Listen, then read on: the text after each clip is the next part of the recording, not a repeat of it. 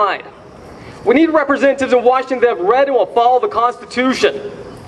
I find it sad that they take an oath to support and defend the Constitution against all enemies, foreign and domestic. Yet it seems like every month, Washington is chipping away at our 10th Amendment and states' rights. Why are we allowing Washington to steal the power away from us? Are the same people who are swearing to defend and support the Constitution really desecrating it? For states' rights, we've got three main areas that we need to focus on: entitlements, federal agencies, and social issues. I know these are the topics that most politicians, try to run away from. They refuse to talk about them. But these situations are not going away.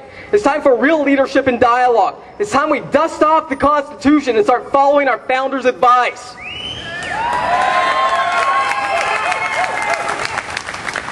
On entitlements today, we're having a great debate regarding universal health care. Some are saying that health insurance for all is the only humane thing. Others are saying it's going to be a disaster. It's going to be costly and expensive. The one question I haven't seen answered, though, is where in the U.S. Constitution does the federal government get the authority for universal health care? But I went looking. The closest thing I could find was a ruling back in 1937 on Social Security. For context, for historical context, Franklin Delano Roosevelt had created numerous New Deal programs. The Supreme Court was standing strong, though, and pronouncing many of them unconstitutional and violating the 10th Amendment. However, FDR was not deterred. As opposed to trying to amend the Constitution, he started pitching the idea of increasing the number of Supreme Court justices. The Senate Judiciary Committee even opened up hearings. Well, nothing really came of this, and the number of justices remained the same. The effects were profound. The Supreme Court justices began voting differently. In 1937, they ruled that Social Security was constitutional based on, get this. Has got the short end of the stick, folks. People are frustrated with their health care. And so people said, can you give us some sort of solution to our health care? And they said, well, yes, we can. And here we stand. Just in that building right over there, they'll be having something in support of the health care plan. So we are at this point now where we are saying, oh, please don't. And they're saying, yes, we can. At each step, at each stage, they said, yes, we can. And our rights were eroded. We were pushed a little further and pushed a little further. Well, on April 15th of this year, as I mentioned earlier, someone asked Governor Perry, do you believe that Texas has the right to secede if things get bad? And what did he say? Yes, we can.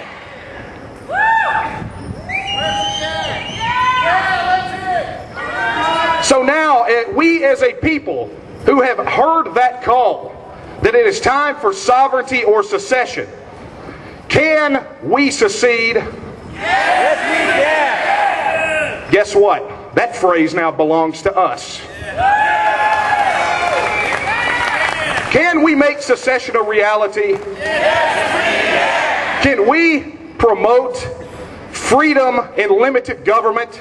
Yes, can we stand up for our rights as guaranteed by our forefathers? Yes, can we protect the Texas that the Alamo defenders left for us? yes, So I have to say now, and this is my warning. And I want, even though Perry is not here and Creighton and the rest of the legislature is not here, I want them to hear this loud and clear. That it is time for them to take up that banner. And it is time for them to take the lead. And if they do not pick up that banner and carry it high, then we will.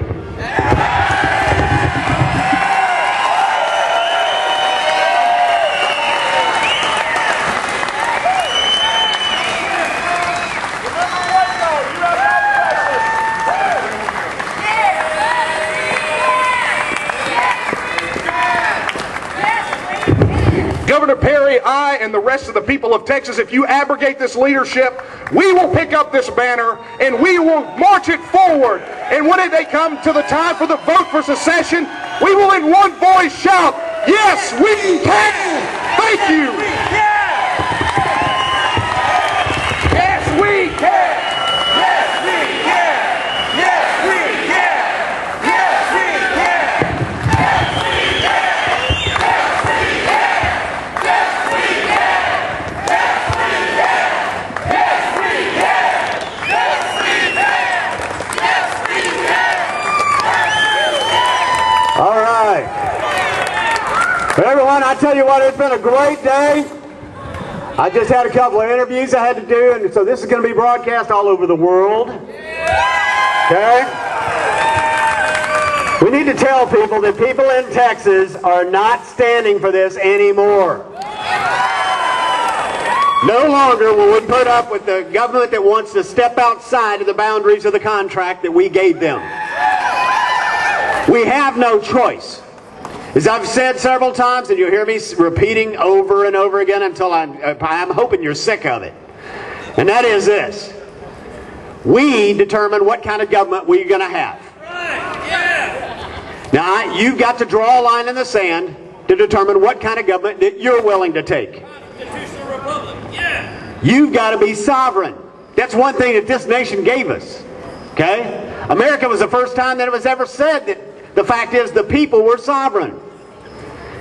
If anybody's ever heard the thing, a man's home is his castle, you know what that's talking about? It's talking about a allodial title, your property.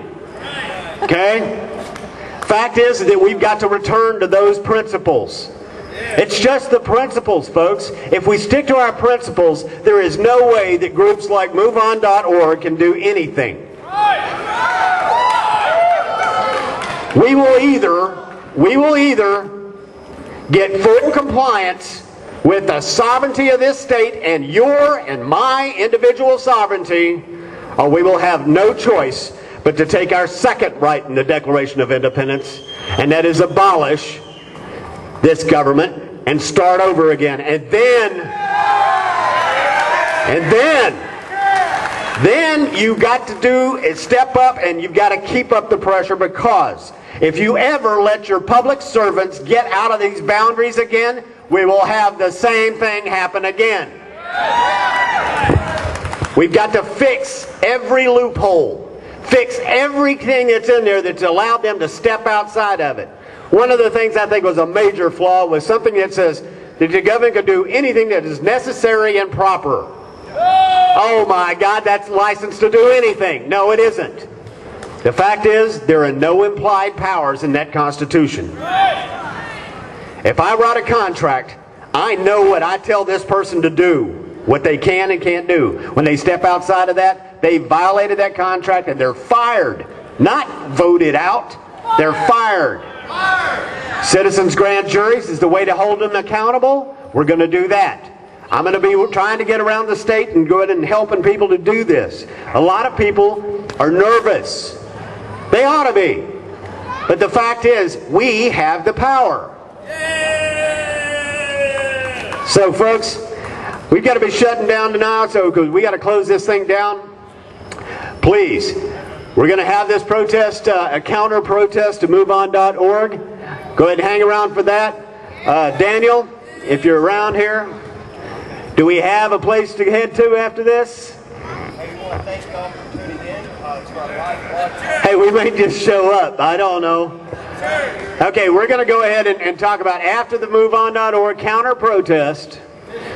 We want to try to get everybody to go someplace, but we're trying to line it up. Yes? No? Stubbs? Okay, Stubbs Barbecue. Somebody's going to have to find out where that is and pass that around. You want to give that to me? For those from out of town?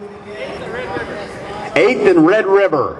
Okay, so after we get finished with the counter-protest at MoveOn.org, we're going to head to Stubbs Barbecue and get together again, and we will see about, I'll spread around, shake everybody's hand, and I want you to take that back to your counties, wherever you came from. And I want you to get people fired up. Walk around your neighborhood if you have to. Hang out there at the courthouse. Tell them that we're not taking this anymore, and this is what we're going to have to do. Can I say something? Well, okay, come on up real quick.